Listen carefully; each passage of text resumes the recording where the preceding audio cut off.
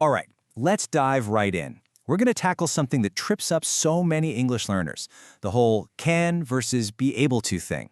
They seem almost the same, but, getting them right is one of those little details that makes you sound so much more natural. You know that feeling, right? You're telling a story, you're in the flow, and then you just stop. Should I say, I could get the tickets, or I was able to get the tickets? It's a super common sticking point. But hey, the good news is you are definitely not alone in this. So let's treat it like a fun little puzzle. And I promise, by the end of this, you're going to have all the pieces to solve it, like every single time. Okay, first up, let's talk about our good old friend, can. This is probably one of the first words you ever learned, and for good reason. It's your #1 go-to everyday tool for talking about ability.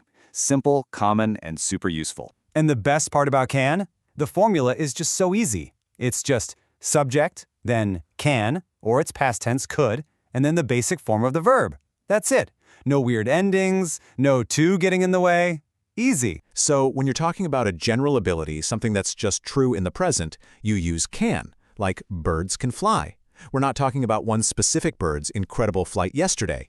We're just stating a general fact, a skill that birds have. And it's the exact same idea for the past. For a general skill you used to have, you just swap in could. When I was young, I could run very fast. Again, this isn't about one specific race I won, it's about a general ability I had for a long time. All right, on to part 2 of our puzzle. Now, if can is your trusty, everyday hammer, I want you to think of be able to as more of a specialist tool. It's a little more flexible, maybe a bit more formal, and it can pull off some really important moves that can just can't. So what makes it so special? Well, it's all about flexibility. Can and could are basically stuck in the present and the past.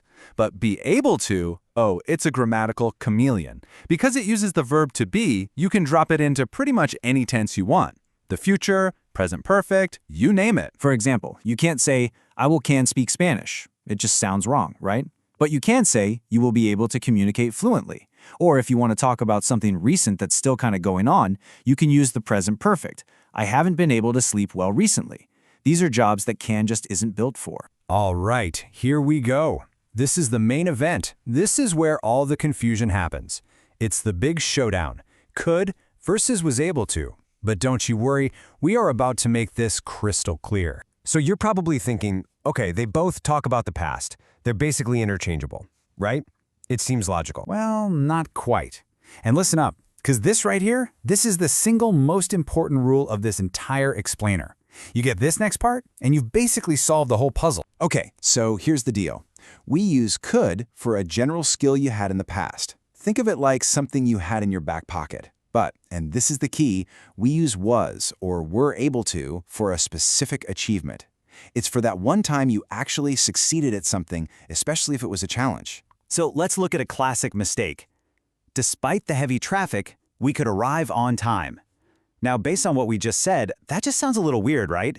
Getting through a traffic jam to arrive on time isn't a general skill you have. It was a one-time success. Bingo! The correct way to say it is we were able to arrive on time. See? It highlights that we managed to do it. It was a specific challenge and we overcame it. We succeeded. That's a job for we're able to.